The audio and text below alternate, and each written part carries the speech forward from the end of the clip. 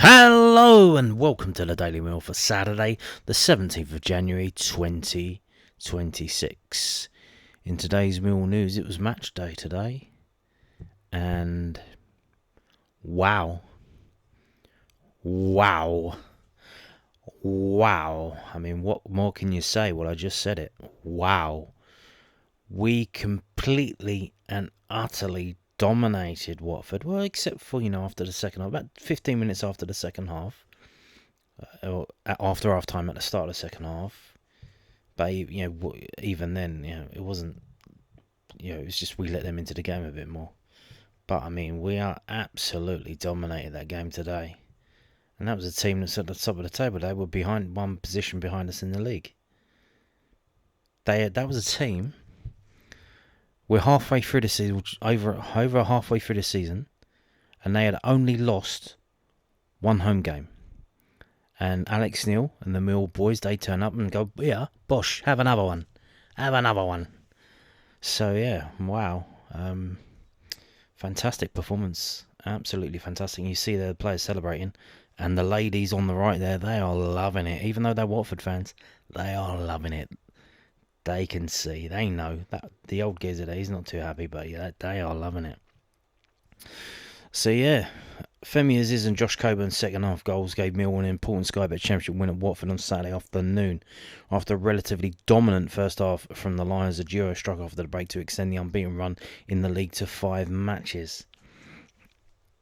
And this is the official match report from millfc.co.uk. Alex Neil started Casper Denor on his return from injury at Vicarage Road. I knew that was going to happen. I told you, didn't I? I told you, because if Rafiq Lamptey and Jack Howland are playing for the under-21s yesterday, then that must mean someone else is coming into the matchday squad for the first team. And not only that, Kundal was on the bench as well. So, on his return from injury at Vicarage Road, with Alfred Dowie also coming into the 11 in the 2 changes made from the last league outing against Swansea City. Luke Kundal, meanwhile, made his own return from injury to take place among the substitutes, whilst Jake Cooper moved outright 5th in the all-time appearance holders list, playing his 414th game for Millwall. Bang, there you go. And he can overtake Neil Harris and make it up to number 4 if he plays in every game bar 1 for the rest of the season. So, and he does have a contract for next year as well. So he could go even higher. A ball over the top from Alfred Dowie set up the first chance and almost the first goal of the afternoon for the Lions with 6 minutes on the clock, but Caleb Taylor's header was acrobatically tipped over by Egil Selvik. Taylor's tame effort then ended an attack 2 minutes later as Mills started strong. After a bizarre moment involving a ball boy. Have you seen that? Did you see that?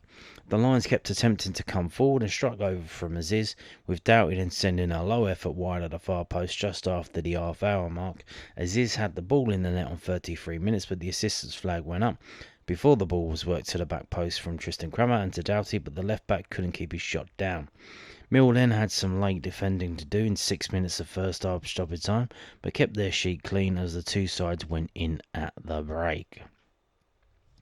Langstaff came on for Denor at the start of the second half, so pre-planned. Denor's come back from injury, given 45 minutes. As the Belgian completed 45 minutes on his return, and the striker was straight into the thick of the action as he launched onto Aziz's cross, but headed over. The Lions were then unable to stab the ball home from close range from a corner kick, with Max Crocombe being worked for the first real time in the game on 55 minutes as he raced out to deny a Watford attack. Tom Ince then drove an effort towards the Kiwi, which he accepted. Off main, Mama struck high and wide. Oh, Mama, as the hour mark came and went, while some patient build-up play followed for Millwall following that, but the attack ended with Kramer firing over. Josh Coburn and Adomio Maka were brought into play from Mihajlo Ivanovic and Turner Ballo after that, but the next chance went the way of Watford, only for Mark Bowler to strike into the side netting. On 69 minutes, however, Millwall finally got themselves in front as the ball was kept alive on the left-hand side by Doughty. He crossed back into the area, Kramer headed on, and Aziz took the ball down to finish left-footed beyond Selvik. Yep, great finish that. Crocombe pushed away Imran Loser's free kick as the Hornets looked to respond, but with 9 minutes to play, Millwall went 2-0 up as Negley's through ball put Coburn through. That's what through balls do, they put people through. And the striker doing his job to perfection, firing beyond Selvik. From there, the Lions saw out the game to claim 3 fantastic points on the road. Absolutely fantastic. Coburn, 2 goals in 2 games. Well, not even that, less than 2 games. Obviously, this day and age, the attacking players, they don't really play 90 minutes. That's just the way it is. And, 2 goals in 2 different games, and he hasn't even played that much. Fantastic stuff. Negley's through ball, but not only that, before that, Maku, he chests it down and prods it over to Negley. Negley slips it through for Coburn to score, and we win 2-0. But if you didn't see the game, if you go and check out the highlights on YouTube, I think there's only like 1 Watford shot in the highlights. We have got about everything else is just Millwall. We utterly dominated them. It wasn't even close. I mean, and it's not like, we had chances where we should have scored. We were giving it a go. Clear, honest chances. We were having shots on goal and stuff like that. But I think maybe only Langstaff won the header that he dived at, but he got underneath it instead of getting over it. But other than that, there weren't many clear-cut chances that we should have scored, but we were having chance after chance after chance, and, absolutely fantastic performance. So, have some of that. So the team was starting 11, Max Crocombe, Tristan Kramer, Caleb Taylor, Jake Cooper, Alfred Doughty, Casper Denor, Billy Mitchell, Femi Aziz, Camille Negley, Turno Ballo, Mihailo Ivanovic. The subs bench was Danny McNamara, Zach Sturge, Macaulay Langstaff, Ryan Leonard, Josh Coburn, Edomu Maku, Luke Condor, Rahis Bangor Williams, and George Evans. The subs that came on was Langstaff on at half-time for Casper Denor, Condor on for Femi Aziz in the 79th minute, Sturge on for Negley in the 86th minute, Imaku on for Ballo in the 65th minute, and Coburn on for Ivanovic in the 66th minute. And match stats. A lot of bookings. Mitchell, Doughty, Negley and Kramer booked. Emily Carney was the assistant referee. Fantastic. I don't know about her performance, but she was fantastic. I think I'm in love. The away attendance 2,258, and just a special mention to the referee. I thought he had an absolutely bizarre performance. Couldn't make him out until I thought, he kept giving them free kick after free kick, and then he kind of switched it on the head with about 20 minutes to go and started giving it against them and started giving them yellow cards. Just really bipolar performance from the referee there.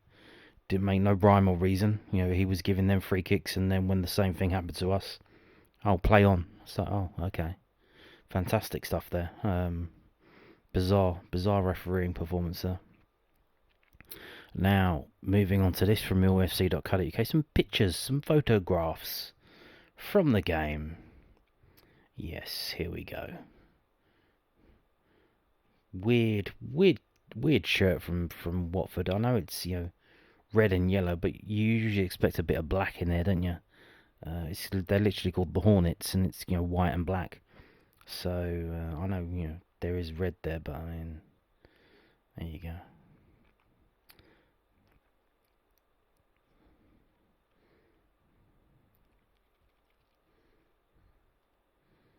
Casper there.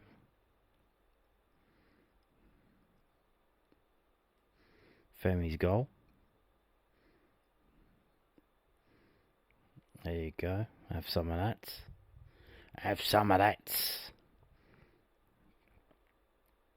There's Coburn. That's him scoring.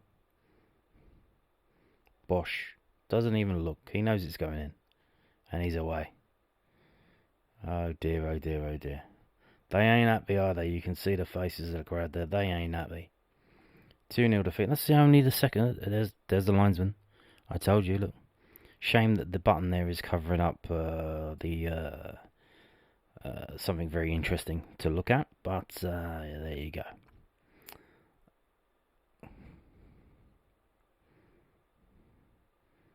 Fantastic stuff. So, let's move on to this from southwarknews.co.uk. Some post-match comments. Why not? That typifies our team. Alex Neil names key reason why Millwall are in playoff race after impressive win over Watford and explains the attacking setup. Well, hang on a minute. Playoff race. Playoffs. I mean, I think, we second place. I mean, it's there. It's there. I mean, you want it. If you can get it, you want it. It's there.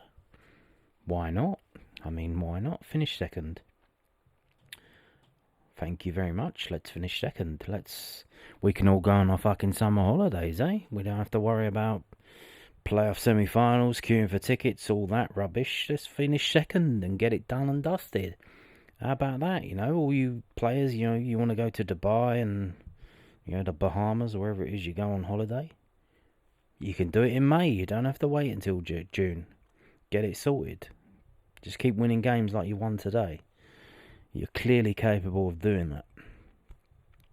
Alex Neil thought persistence typifies his Mill side after they overcame a strong Watford side 2-0 away from home.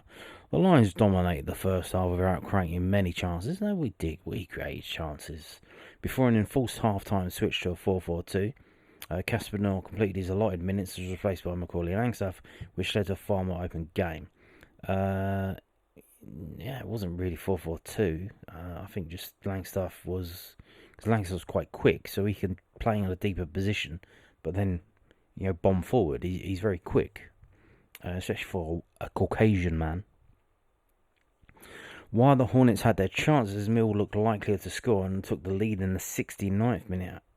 Alfie Doughty sprinted after an overhit cross and put it back in. Tristan Crammer knocked it down and Femi Aziz applied the finishing touches. Well, he knocked it down. I think then Watford tried to... He knocked it onto a Watford player and it then fell to Femi Aziz, who...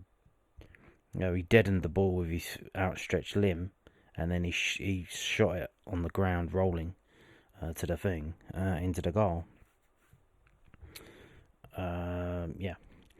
We talk a lot about, doing the hard yards, and sometimes at this level, you can beat teams through persistence and doing the hard yards and putting the effort in that maybe others won't. Alex Neil said, that typifies our team, and that's what we expect from ourselves, by the way. What we expect from each other, that's one of the key reasons as to why we're doing so well this year. We work extremely hard, and we're really organised, and the lads put everything into every game. Mill scored their second 12 minutes later when conveniently put it through for Josh Coburn, who calmly finished past Watford keeper Egil Selvik. The Hornets pushed hard but were repelled by a disciplined Mill team who came away with a well-earned 3 points.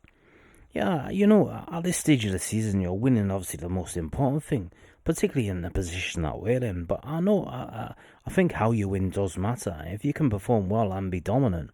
In the first half, we were very dominant in terms of pressing them, and they couldn't really get out of their half much, and I thought we were very dominant in that sense. Probably just lacked a little bit of guile, a bit of cutting edge, a bit of final third sort of creativity to get a bit of opportunities. Then Kassak came off at half time. He was only scheduled to do an X amount of minutes at the moment. He's not fully ready to do any longer than that. And then the second half, we were a little bit looser in that sense, because obviously we've got another forward on the pitch rather than a midfield player.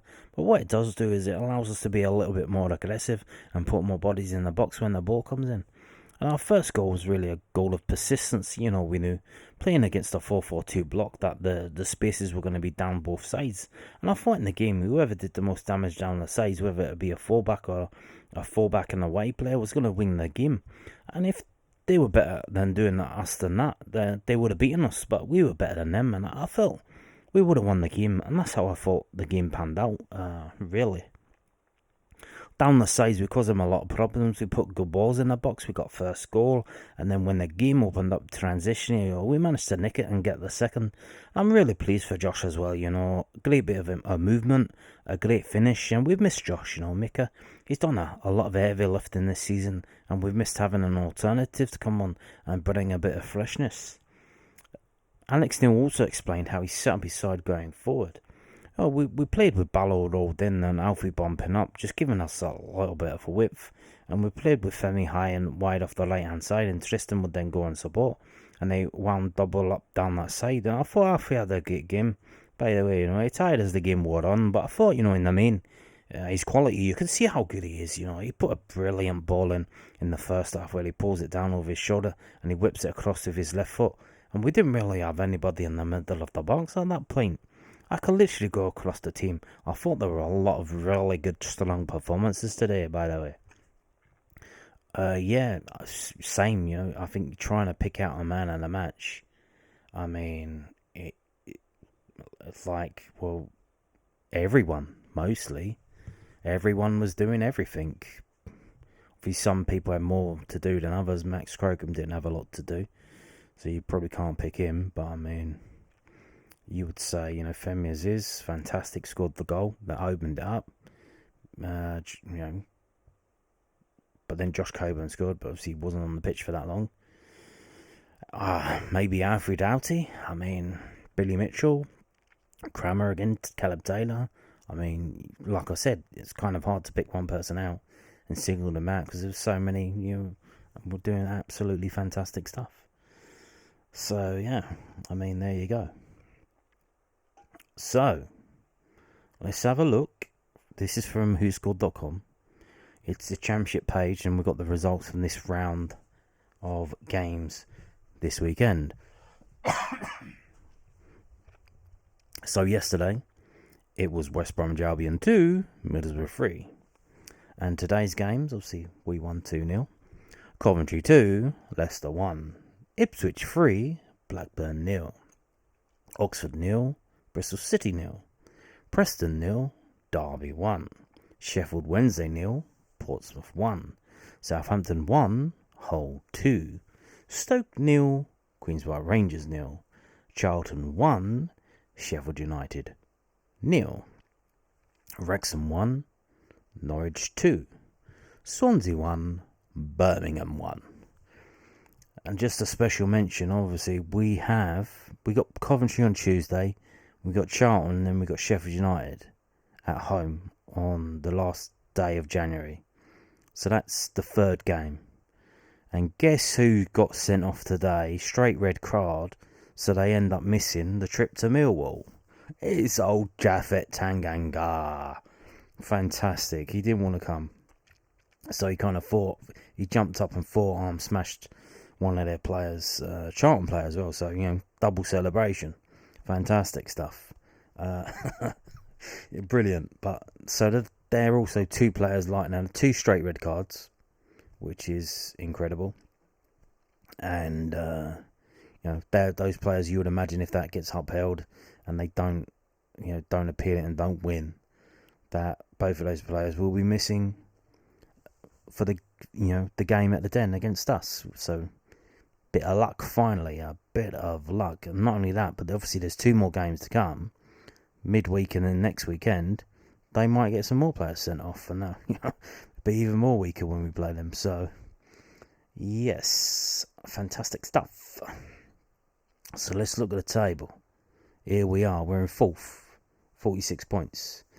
Good today that we won by 2 clear goals, 2 goal difference, because that's taken 2 goals off of our negative goal difference. We're now on -2 instead of -4. But when you compare it to the teams around us, I think we're so far behind, really, except for probably Hull and Watford, that it's going to take some effort to catch up. I think we need to have one of those games where maybe Sheffield United, where you get 2 players sent off, but then Charlton only won that game 1-0. And that was after they had 2 players sent off. So we need maybe a bit of luck where we get a game where maybe a keeper gets sent off as he gives away a penalty. So that gives us plus 1 goal. And then, they're down to 10 men and they've got the backup goalkeeper's not very good. So we end up battering a team 4-0 and that'll help us out. But, beggars can't be choosers. A win's a win. That's the most important thing, is to get that win. And then, after that, get the goals. We can do that now. Because, look at the bench. Look what come off the bench today. Amaku, Kundal, Coburn. I mean, man, brilliant stuff. But, so, next game coming up. If we lose that, we're only dropping to 6. At worst case scenario. Because we are 5 points ahead of 7th place. And a little reminder, in order to get into the playoffs, you need to finish 6th, 5th, 4th or 3rd. So we're 5 points away from getting out of the playoffs. But, we're only 3 points off 2nd. We couldn't, could we? No, I mean, we couldn't, could we? Could we?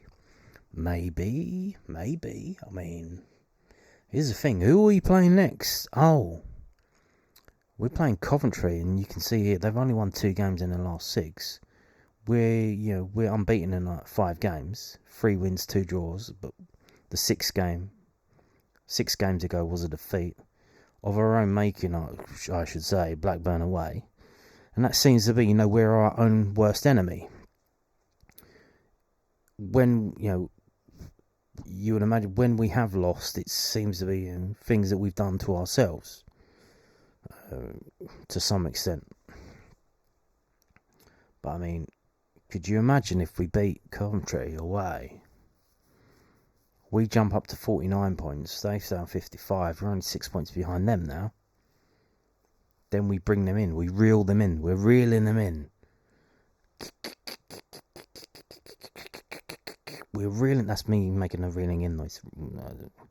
We're reeling them in. Well, that sounds better. Alternatively, if we do lose the game, at least we won't drop out of the playoffs. So, it's a win-win. Even if we lose.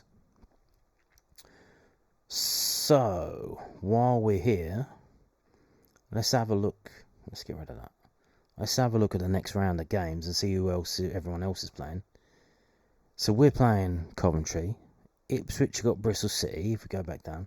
So Ipswich are above us, have got Bristol City. And like I said, I think that Bristol City, I think they're going to fall away now. I think, with their cup run, like I said, the teams that have got an extra game in the cup, I think they've got their minds distracted elsewhere.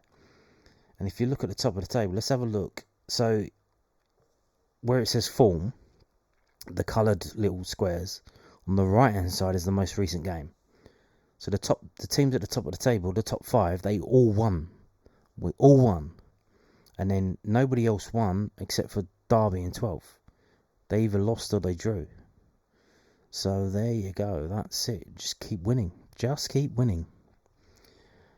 If we play like we played today, I mean, that's going to be a lot often that we're going to be winning. If we keep playing like that. So Ipswich have got Bristol City. You would imagine Ipswich win that. Preston versus Hull. Wow. So here we go. So Preston versus Hull. So one of these is losing. So we're not, even if we do lose, we're not going to drop down, because both of these teams can't win. They could draw. Maybe that would be handy for us. If they draw and then Stoke and Watford can catch them up, that might be handy. If we go back up, who else is it playing? Who else? These are all on Tuesday, by the way. And then we got... Who else is up there? None of them, really. Watford have got Portsmouth. And Stoke have got Middlesbrough. Hey, the big game of the day on Wednesday. Stoke versus Middlesbrough.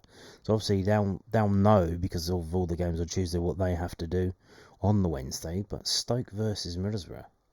Stoke in 7th versus Middlesbrough. Can you imagine if we win and then Middlesbrough lose to Stoke?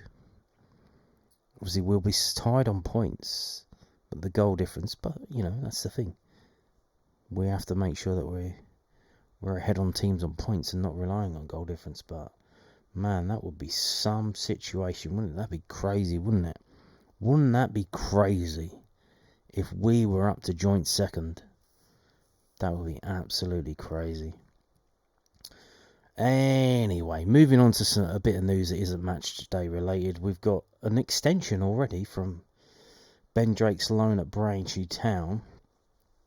So yeah, Ben Drake has extended his loan at Braintree Town until the 25th of April 2026. I think that might be the end of the season for them. I think.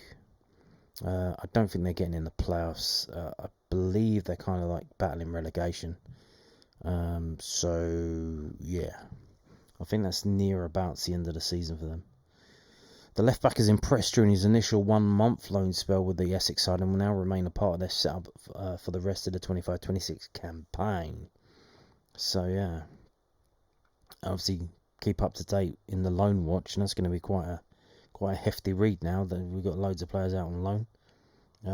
Interesting. AJ Matthews started against for Leyton Orient today. Who else? Frankie Baker scored a goal. So yeah, good stuff that the Millwall loanies are doing. Now, last but not least, we have this. So the manager of Sunderland has discussed transfers of players, which is not normally done, but I think it's okay when it's your own player. It's literally against the rules to mention other players. It's called like cold tapping up. You're not allowed to do it. You can get in trouble for doing that. You can be fined. But obviously he's discussing his own player that has been linked with us.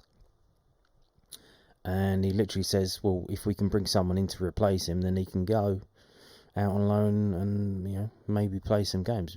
And you would imagine, if we do bring him in, he wants to play. So maybe he doesn't come here if he doesn't think he's going to play. So there is that. So yeah, their manager is Regis Labrise. He issues Anthony Patterson update as Millwall January deal for Sunderland keeper, and this is from SunderlandEcho.com. Anthony Patterson is one of a number of Sunderland players who could be on the move this month. Regis Labrise says Anthony Patterson could still leave the club this month, but has reiterated that it will only happen if the club can secure a replacement. Well, Regis, let me tell you about this wonderful keeper who's a Premiership keeper. He's at Fulham. His name is Stephen Bender. I think he would be ideal for you guys. He loves sitting on the bench. Even when there's a brawl literally 10 yards in front of him, he will stay on that bench like nothing. I'm telling you now. Patterson has just one competitive appearance to his name this season, with Robin Roofs firmly established as the club's number one goalkeeper, following a brilliant run of form since arriving at the club in the summer. Alex Neil's Millwall are the latest club to be linked to a move for Patterson as they bid to secure a spot in the playoffs this season. Sunderland will not stand in Patterson's way in theory, but cannot afford to let him go without securing a high-calibre replacement. Labrise has previously stated that he does not think that will be easy for the club. He said the frustrations those not in the side will be experiencing is normal, but it reflected the high level of competition in his squad this season. Oh yes, it's an option for him to leave this month, but he will need to be replaced. Absolutely, this is the case. And it's always tough, when the players aren't playing. We have to accept that for us and for them, because you want to play, and when you don't play, you're frustrated, which is normal.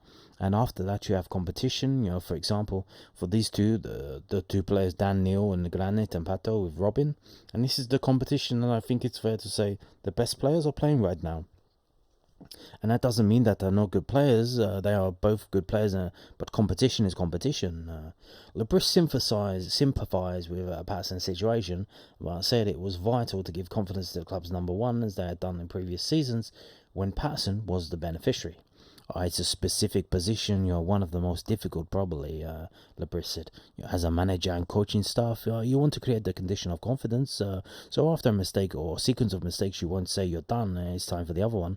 You want to support them. We did it last season with Pato and with Dan as well. It's the journey of a footballer. It's not easy, but it remains a good life. And you need challenges, and you probably enjoy it a bit less when you're not playing. But it remains a good life. Indeed. C'est la vie. C'est la vie, the good life. So there you go. And that's something else going on there. So keep an eye on that. If Sunderland sign a goalkeeper on loan or something like that, maybe the deal is done. And on that note, thank you for watching and goodbye.